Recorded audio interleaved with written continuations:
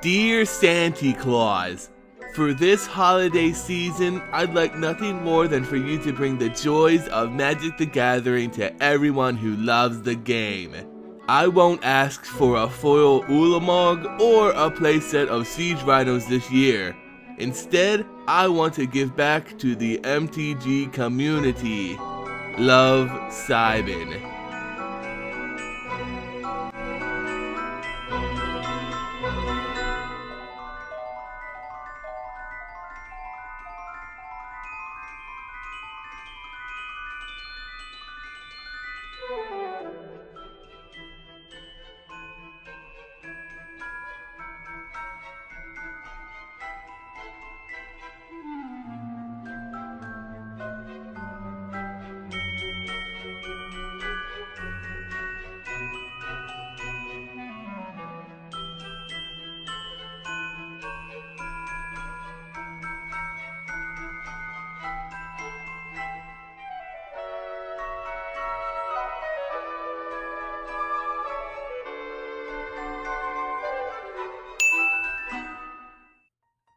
Oh goodness everyone, and welcome to the second annual 25 Cards of Christmas, a month-long series devoted to spreading the joys of this holiday season through the use of Magic the Gathering. We'll have plenty of cool cards to look at, lore to discuss, and of course, a lot of fun. While we do have a long 25 days ahead of us, we obviously had to start somewhere. Let's get started with this box right here.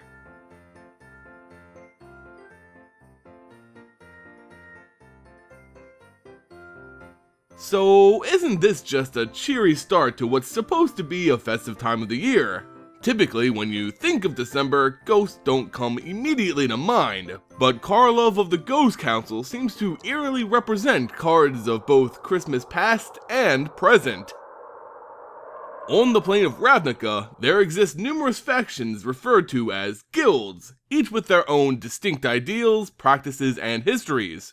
The Orzhov Syndicate is one such guild, representing their alignment to both white and black mana. Through this mana pairing, the Syndicate evolved characteristics fitting of these colors.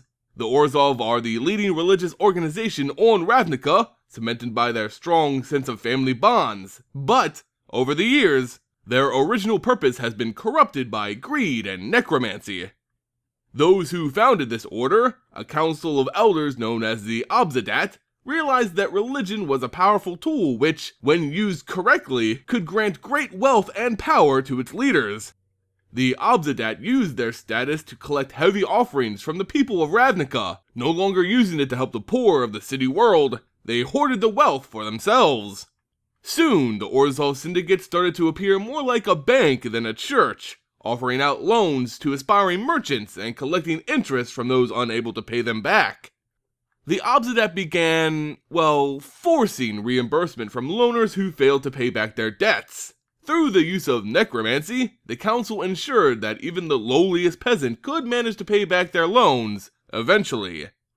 Many became enslaved by the Obzedat, forced to work off their debt. Their servitude often extended past that person's lifespan. Dark magic ensured that even in death, the Obzedat would get their due. As the original council grew older, many looked back on their own lives and realized how little wealth and power meant after death. So they turned to their necromancy once again, this time tethering their own souls to the Orzhov Syndicate, allowing them to rule forever as ghosts. And thus was the beginning of the Obzedat Ghost Council. Within this ever-changing council of high-ranking apparitions, the Karlov family has always had a representative among its members. One of the oldest, wealthiest, and influential families of the Orzhov Syndicate, the Karlovs attributed their success to their strong sense of family. That meaning the Karlovs became powerful because they only acted in the interest of the Karlovs. The current sitting Karlov on the Obzedat is affectionately referred to as Grandfather Karlov, for his spirit is the grandfather of the Syndicate's Grand Envoy, Tessa Karlov. Tessa, by most people's standards, has lived a rather impressive and successful life. She became a leading advocate on Ravnica, a lawmage who has the power to invoke rules and restrictions as defined by the plane's leading constitutional force, the Guild Pact.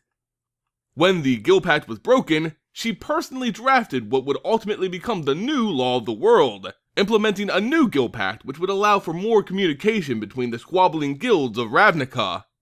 Tessa even became the first ever Grand Envoy for the Orzhov Syndicate, serving as the Obsidian's representative and voice on matters concerning the other guilds. But none of this was ever enough to please her grandfather. To Grandfather Karlov, the only thing that mattered in this world was wealth and power, specifically the wealth and power of the Karlov family. Having a granddaughter who personally constructed the Guild Pact and is an effective law mage could have made the Karlovs even more powerful, as they could be able to skip past pesky laws.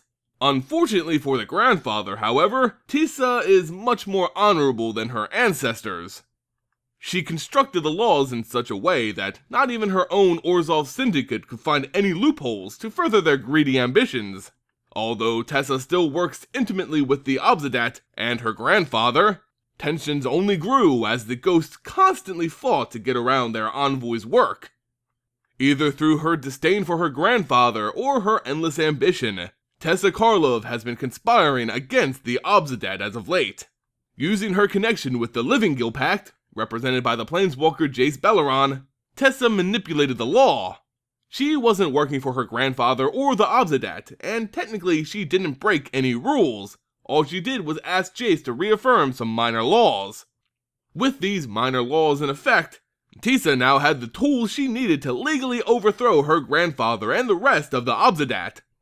All she needed to do now was to find evidence that suggested the Obsidat were involved in some act of financial corruption against the other guilds of Ravnica, which is understood to be an act of war. Under the new Guild Pact, Tessa's Guild Pact, such an act meant that the Obsidat Ghost Council could be removed from power. Of course, Grandfather Karlov and the others had been involved in this kind of work for centuries. It was only now that someone had the ability to expose them. Through her power as a law mage, and with the minor laws allotted to her by the trick Jace, Tessa made her way to the most secured vault of the Obsidat. Among the skeletal remains of the Ghost Council's former vessels, Tessa invoked a law which allowed her and a Boros Legion knight she had brought along to search for the damning evidence. With that spell, a giant ledger appeared from the floor. It was the entire financial history of the Orzhov Syndicate. Tessa believed she had everything she needed, but when the Boros Knight tried to lift the documents, they wouldn't budge. No law magic would allow them to move the evidence, which perplexed Tessa, for law was a powerful force across the entire plane. Somehow, the Obsidat Ghost Council sealed their personal chamber from the incursion of Ravnica's laws. With her plan foiled, Tessa's grandfather appeared before his defeated kin, ever proud and fat. Though he offered no explanation for their ability to escape the law, Grandfather Karlov did explain that the Obsidat had the power to revoke her title as Advocus. Tessa believed that the only ones capable of removing her title were those of the Azorius, but the Obsidat proved to be even stronger than she initially imagined. Grandfather Karlov only wants to see his family thrive and prosper through the old ways of the Orzhov Syndicate. His granddaughter actively worked against her blood and the Obsidat, and for that, she had to be punished. She would remain as the Obsidat's Grand Envoy, more of a leash than a position of pride. Everything she achieved for on her own would be taken away, never to be returned, so long as she worked against the interests of the Obsidat. Although defeated, Tessa still longs to overthrow her grandfather and the rest of the Ghost Council. She just has to wait a little longer for another chance. For now, Karlov and the Ghost Council reign supreme, but in the Orzhov Syndicate, even ghosts must eventually pay their debts. Wow guys, that was a really awesome story to start off as 25 cards of Christmas. You know what? I think this card is just good enough to make it to my Christmas tree this year.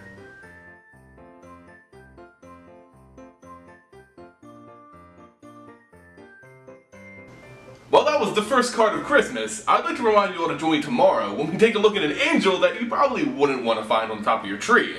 Thank you all for watching, and I'll see you tomorrow.